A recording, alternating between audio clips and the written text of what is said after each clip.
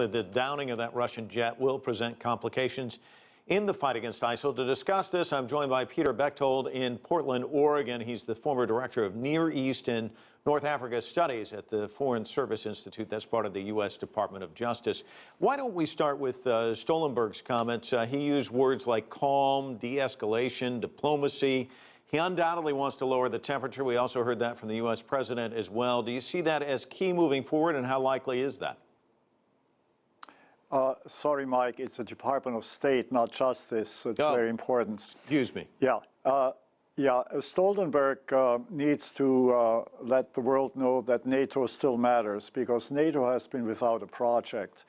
And whenever a member nation is in trouble, it is an opportunity for NATO to present itself again. I wouldn't make too much of that. One of the other things he highlighted was discussing ways to develop better and improved measures for transparency, predictability, risk reduction.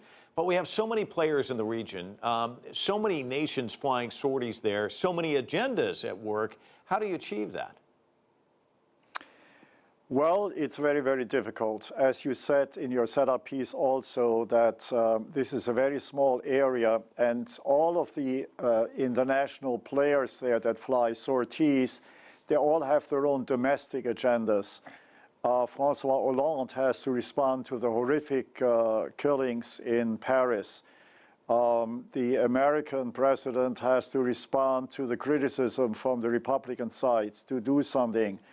Putin has to respond to the crisis in Ukraine, as well as the opportunity to be a player in the Middle East. So they each have their own agendas. But Mike, with your permission, I'd like to say something I haven't heard reported. If you look at the map, the place where this incident occurred with the plane being downed and then the rescue helicopter also being shot at and the pilots downed, this is an area that is not Turkish in terms of population, even though it is a small part of Turkey. I've been there.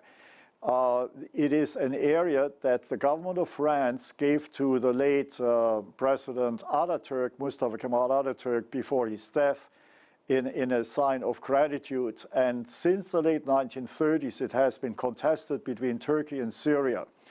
And when the civil war first erupted 4 years ago, 4.5 years ago in Syria, the refugees that fled, they fled to this area. The Turks call it Hatay, and the Arabs, the Syrians, call it Alexandretta. And it is a very international place. And the jacket point pointing south is the area that the Turkish government said the plane was flying over. It obviously was no threat to the area, and the question is, why was it attacked? And the answer to that question, because it was a matter of seconds. I mean, that may be disputed how much, but we're hearing anywhere in the neighborhood of just a few seconds to 30 seconds. Why so trigger happy in that region? Well, that's a good question. Now, I've heard reports coming out of Turkey that said that they have made warnings before and that this was sort of the final straw. I'm not so sure. The Turkish government wants to show its displeasure with the Russian air attacks on the areas where the Turks are most worried. The Turks are worried about the Peshmerga Kurdish fighters that are the only boots on the ground, so to speak, that are going after ISIL. And they have received support from the United States, military support and logistical support. But the Turkish government is worried about them establishing an independent enclave of Kurdistan as a part of the Greater Kurdistan Initiative. And that is why the Turkish Air Force has been bombing the Kurds. The Russian Air Force has been bombing the opponents of Assad. And the American Air Force and now the French Air Force have been bombing ISIL. These targets are very close to by each other, but they're not coordinated. And because of their different objectives, coordinating sorties makes it even harder. And it's entirely possible that somebody just lost their cool. You know, another consideration might be that Turkey has been burdened with over 2 million refugees. and it's been asking Europe to take more of them. And as you know, they've released a lot of them to get onto these rickety boats towards Greek islands.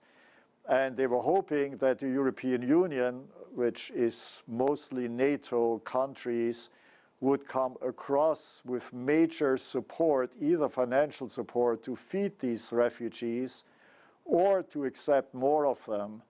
And so I think that the thinking in Ankara also connects the refugee crisis with the ISIL attacks in Paris and in the Sinai, and the success of the Kurdish Peshmerga in liberating territory that the government in Turkey is very, very unhappy about. So I think it is all interconnected. And it's all complicated and rather murky. Peter, thanks so much for joining us from Portland. Certainly appreciate it.